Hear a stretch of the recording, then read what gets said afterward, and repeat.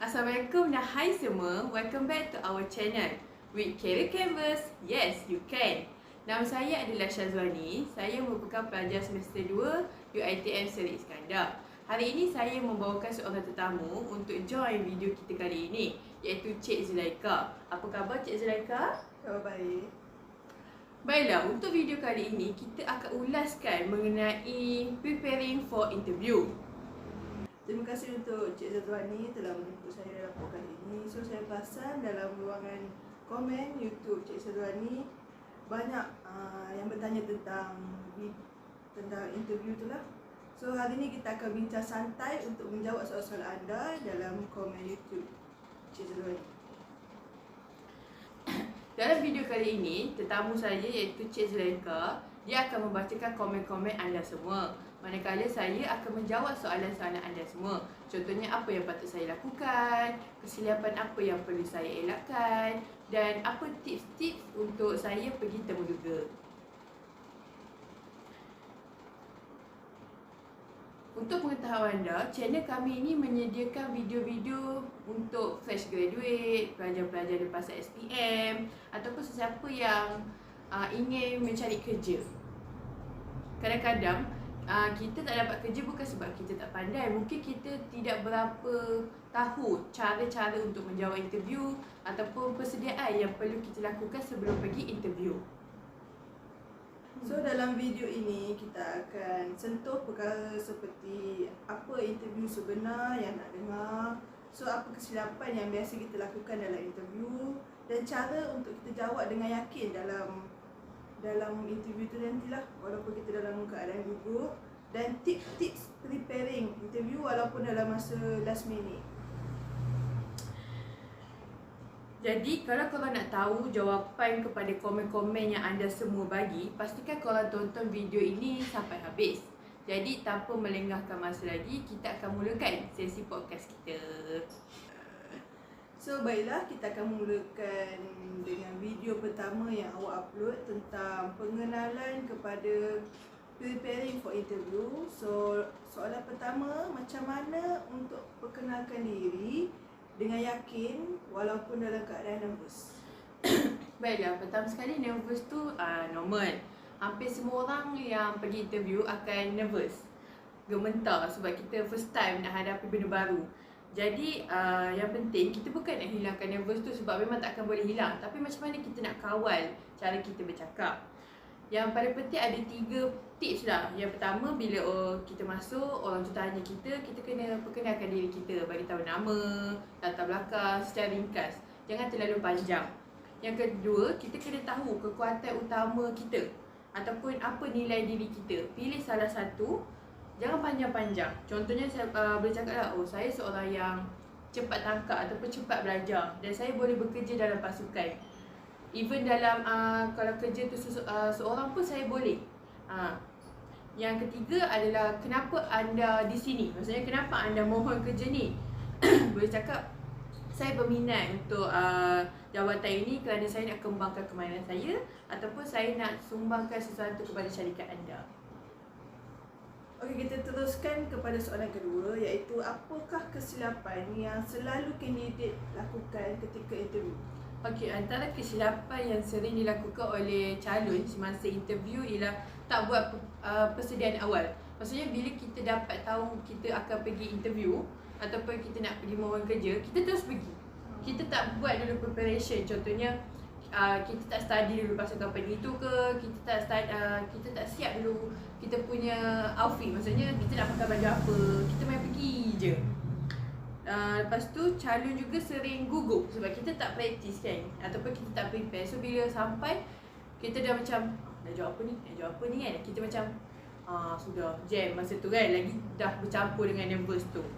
Kesilapan lain contohnya kita tak prepare, so kita akan pakai baju ataupun pakaian tak sesuai. Lepas tu kita lewat, bila lewat mulalah bagi alasan. Itu tunjukkan macam image yang tak bagus lah. Semua ni boleh memberi tanggapan negatif kepada interviewer. Sebab bila kita dah tunjuk benda tu first, dia akan macam, oh budak ni mula-mula dah tunjuk macam belang lah orang kata kan.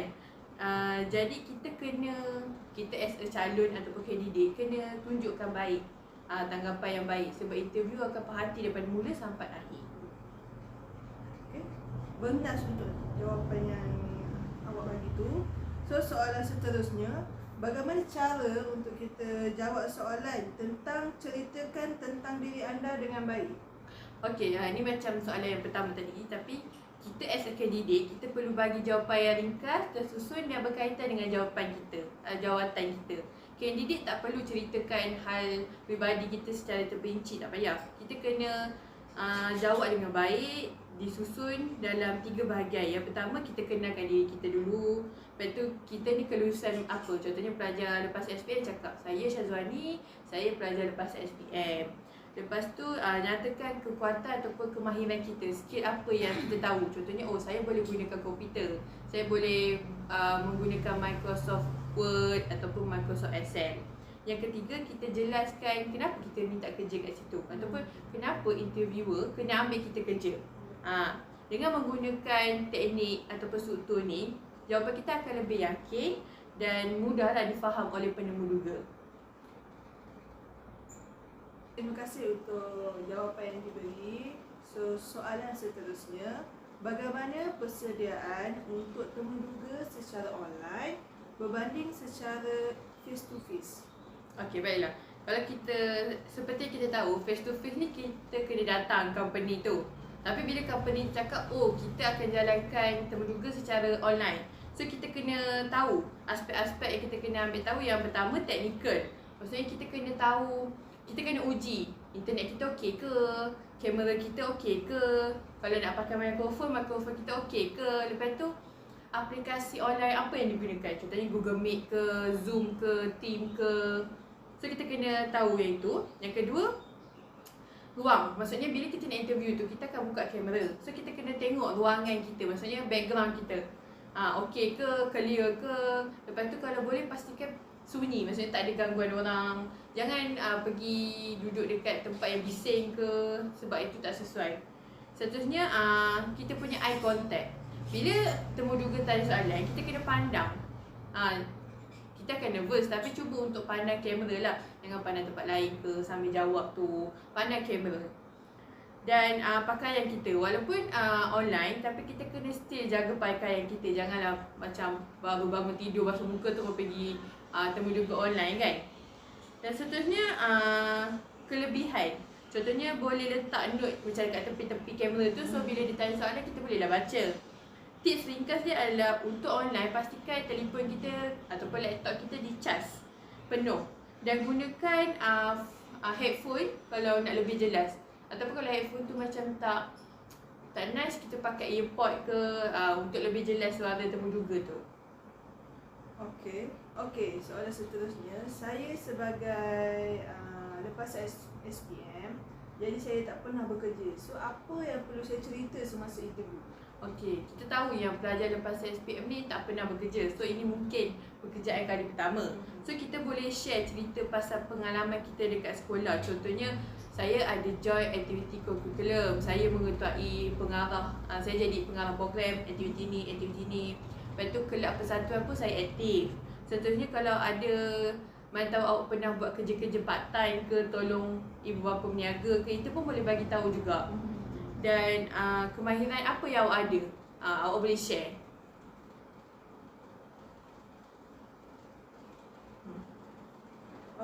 Okey, soalan seterusnya, saya nak tanya tentang apa yang interviewer akan tengok semasa kita di temuduga nanti. Okay, biasanya masa kita interviewer, penemuduga akan tengok kita punya pakaian, contohnya dari masuk sampai akhir, kita punya sikap, macam mana kita jawab. Lepas tu kita punya body language, kita punya eye contact. Lepas tu kita jawab ni confident ke atau macam tergagap-gagap ke. Lepas tu kejujuran, maksudnya kadang-kadang kita akan tipu macam skill kita ke, kemahiran kita ke. Tapi masa kita interview tu, maksudnya macam mana kita goreng benda tu, nampak sangat macam tipu ke ataupun nampak real benda yang kita tipu tu. Sebenarnya kita punya contohnya kemahiran kita kurang kan, itu tak penting. Tapi kita punya attitude tu yang paling penting. Itu orang akan tengok macam mana adab kita, cara kita bercakap, body language kita, kita punya pakaian dan juga eye contact kita. So semasa interview tu, perlu ke kita hafal jawapan yang penemuduga tu akan tanya? Okay, macam kita tahu dekat internet sekarang ni banyak contoh-contoh macam soalan-soalan lah yang interview akan tanya. Dah banyak dah soalan-soalan. Kalau kita buat preparation, kita akan baca soalan ni dah ada siap jawapan dia. Kita tak perlu hafal tapi kita kena faham soalan tu. So bila interview tanya soalan, kita boleh jawab. Kalau kita hafal, nampak macam kita hafal lah, kita terus baca je. Bila interviewer twist sikit soalan, kita dah macam blank. So kita just kena faham soalan tu. So kalau persediaan terbaik yang perlu saya lakukan sebelum interview apa? Okay, persediaan sebelum kita pergi interview, first kali kita kena faham jawatan yang kita mohon dan syarikat tu buat apa. Kita kena tahu, baca ataupun study background company tu. Kita tak boleh main mohon je, main tahu buat dadah ke apa, nanti lain pula cerita kan. So kita kena faham juga tugas kita. Sebab bila kita main mohon je, kita terus pergi interview, tiba-tiba kita dapat kerja tu, tapi tiba-tiba job scope dia lain. Kita tak boleh salahkan sebab kita dah sign. Kita tak baca. So itu akan jadi salah kita pula. Seterusnya kita kena tahulah macam target ataupun matlamat kita kenapa nak kerja kat situ. Berapa lama kita nak kerja kat situ.